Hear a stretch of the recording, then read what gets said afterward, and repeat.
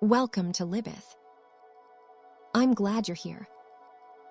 We are now inside the book. We have spent 2 blocks building the world around it.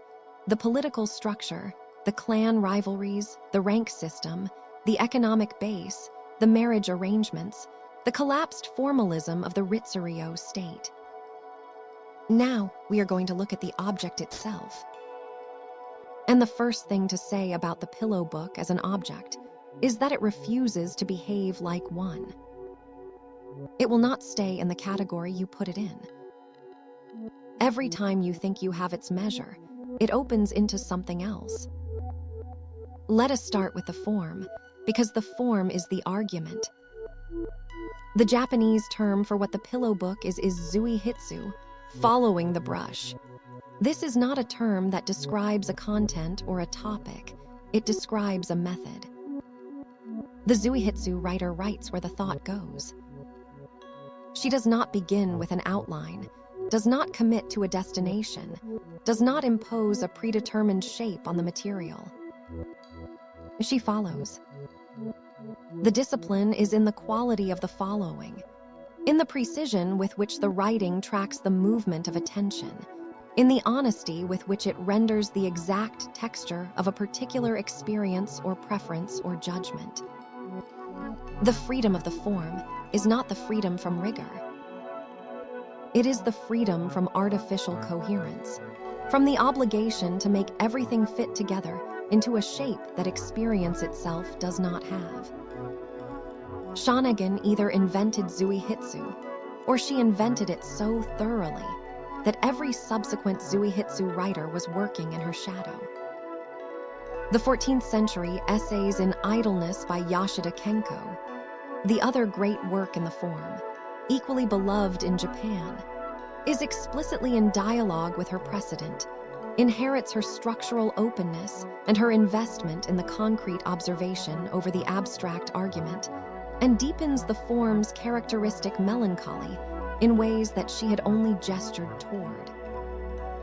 In Europe, 6 centuries later, Montaigne would arrive at something structurally similar, the essay as a form for following the mind, as he described it, for letting thought move where it goes and recording the movement honestly.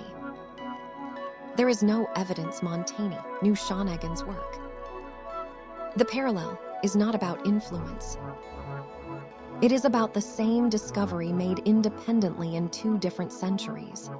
That the truest way to capture human consciousness on the page is not to force it into narrative or argument, but to render its actual texture, which is fragmented, associative, digressive, and perpetually interesting.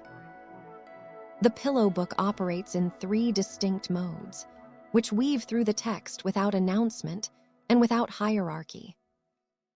The first mode is the list. Lists are the backbone of the book, the form that everyone remembers, the thing that makes the pillow book unique. But these lists are not simple inventories. They are phenomenological investigations, masquerading as taxonomy. When Shōnagon lists things that make one's heart beat faster, a cuckoo heard at night, finding a good poem in a box of old letters, passing a place where one used to live, she is not cataloging. She is performing a particular kind of attention to the structure of experience. She is asking, what is the common thread in these things? What is the quality that makes the heart beat faster? And the answer the list produces, by accumulation rather than argument, is something like unexpectedness, the eruption of beauty or significance into a moment that was not prepared for it, the sudden sense that the world is more than it appeared to be. The list is the argument. The form is the thesis. The second mode is the scene or episode, the Dan, in which Shonagon describes something that happened.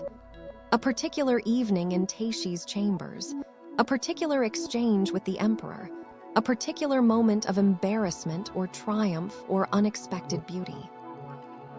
These scenes are the most explicitly narrative part of the book, and they are also the most politically charged.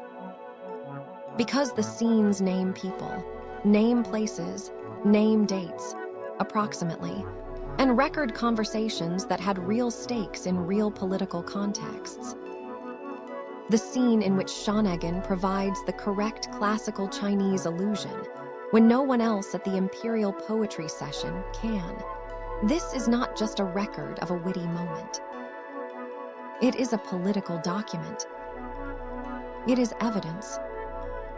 It is Shōnagon's claim, preserved in writing, that she was there, that she was the smartest person in the room, that her wit was equal to or superior to the wit of people who outranked her by multiple grades in the formal hierarchy. The scenes are gossip only if you read them without context. With context, they are testimony. The third mode is the reflective essay, the most explicitly analytical sections, in which Shōnagon steps back from list and seen to make a more discursive argument about something. These sections are the rarest, and they are the sections where the book feels most exposed, where the persona of the wit relaxes slightly and something more uncertain, more searching, shows through. They are also the sections where the book's intellectual ambitions are most visible. She is not just recording, she is thinking, and she is thinking about what it means to be the kind of person who notices what she notices and cares about what she cares about. What holds these three modes together is not a plot. There is no arc of events, no developmental sequence, no climax and resolution. What holds them together is a voice, which is to say, a set of consistent aesthetic and intellectual priorities made audible in every sentence. The world of the book is always the Heian court. The period is always the reign of Emperor Akijo, with Teishi as the presiding figure.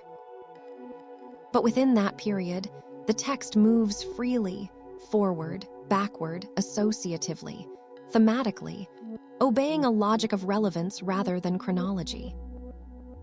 Things are placed next to things because they belong together aesthetically, not because they happened in sequence. Memory is arranged by association, and the principle of association is something like, what does this remind me of? What is the category this belongs to? What is the quality this shares with that other thing I noticed? This is actually an extremely sophisticated and accurate model of how consciousness works. Memory is not chronological. Thought is not linear. Attention does not respect the sequence of events. The zuihitsu form is not a limitation or an informality. It is a structural honesty about the nature of mental life that is remarkably rare in pre-modern literature, and that makes the pillow book feel startlingly contemporary. You read it and you recognize it. Not the content, the silk robes, the Chinese poetry, the incense competitions, but the structure. The movement of a mind, following what interests it, making its preferences known, building a picture of a world through the accumulation of specific, chosen, lovingly observed details. The structure of the book also has to be understood in terms of what it leaves out. And what it leaves out is as significant as what it includes. The pillow book contains almost no sustained grief. Death appears at the edges of the text, references to illness, references to the emotional weight of the Buddhist rituals that marked the court's relationship to mortality. But it is never centered, never dwelt upon, never permitted to dominate. Teishi's death, which must have been devastating to Shonagon, is not directly narrated in the book. The fact of it hangs over the final sections like a shadow that the text refuses to name. This is not failure of feeling. It is a specific choice about what kind of book this will be. The book is a record of a world that was beautiful. It will not be a lamentation for a world that ended. It will hold the beauty and let the ending be implied. Similarly, the Pillow Book contains almost no mention of birth, childhood, illness, the biological realities of the body that make up so much of actual life. The poor are completely absent, not mentioned, not described, not even visible at the margins except as an occasion for Shōnagon's cruelty when she describes the servant who does something stupid or the lowly figure who has the temerity to be visible in a space where they should be invisible. The book is not a record of Heian Japan. It is a record of a very specific, very selective, very aesthetically curated portion of it. The portion that Shōnagon found beautiful and worth keeping. Everything else is outside the frame. Her own desire is present in the book, but encoded. There are men she admires, men whose letters she records with a specificity that suggests more than aesthetic appreciation. Moments where the wit has a charge to it that goes beyond social performance. But desire is never named, never claimed, never examined as a subject. It is present the way heat is present in a room that contains no fire, as an effect without a declared cause. And her own age is almost never mentioned. The text is perpetually young, perpetually in the present, perpetually attending to the specific moment in front of it, not to the arc of a life moving toward its end. Time in the Pillow Book is seasonal, not biographical. It comes back around. The cherry blossoms return. The autumn melancholy returns. The personal life does not accumulate in the way that other books allow personal lives to accumulate. Why does the book end where it ends? The most likely answer is that it ends because the world it describes ended. Teishi died in 1001. The court she presided over dissolved. Shōnagon lost her position, lost her patron, lost the social world that had been the subject and the occasion of her writing. The final sections of the book have a different quality, quieter, more retrospective, more conscious of themselves as documentation. And there is a famous moment near the end, in which Shōnagon appears to say that she wrote the book for herself, that she did not intend it to circulate, that it was private. This has been read as either genuine, she really did mean it only for herself, or defensive, she is protecting herself against criticism by disavowing the public character of what is clearly a public-facing performance. Both readings are probably true simultaneously. The book was private in its genesis, the notebook under the pillow, and became public through a process that may have involved her losing control of the text, having it copied and circulated against her wishes, or having it circulated through the very court networks it describes. Either way, the ending is not a climax. It is a withdrawal. The book does not conclude, it stops.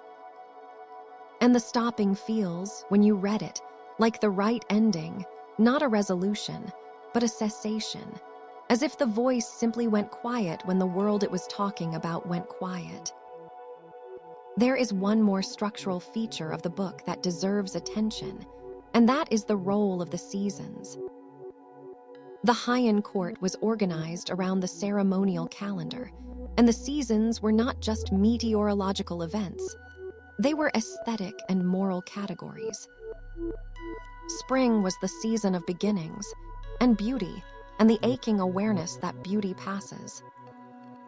Summer was oppressive and interesting for the quality of the nights. Autumn was melancholy, the season of aware, of pathos, of the sensitivity to impermanence that the entire culture prized. Winter was cold and austere and beautiful in a stripped-down way. These seasonal categories recur through the Pillow Book not as a chronological framework, but as aesthetic touchstones, recurring reference points that anchor the fragmentary text in a shared sensory world. When Shōnagon describes a particular dawn, you know which season it is, and you know what the dawn means, aesthetically and emotionally within the Heian framework. The seasons are the structure of feeling that organizes the book's emotional world, the way that plot organizes the emotional world of a novel. The genius of the structure, the final thing I want to say before we move on, is that it performs what it argues. Shōnagon's argument is that attention matters, that noticing is valuable, that the fragment, the moment, the specific observation is worth recording. And the book is built out of fragments and moments and specific observations, arranged not in a hierarchy of importance, but in an order of association. The form says, all of this matters equally. The screen door matters. The dawn matters. The man who arrives too early matters. The quality of the incense matters. The correct allusion to a Chinese poem matters. Everything that passes through a sufficiently attentive consciousness matters, and the act of writing it down is the act of insisting that it matters, of refusing to let it dissolve into the general undifferentiated flow of experience. The pillow book is the act of holding on. And the form, the zuihitsu form, the following the brush form, the associative, fragmentary, list-making, scene recording, essaying form, is the structure that makes the holding possible. Next, we turn to the characters who move through this world, and the question of what the book means beneath the surface of its wit and beauty. I'll see you there. That's all for today on Libyth. If you want to follow the whole journey, subscribe, a new book every week.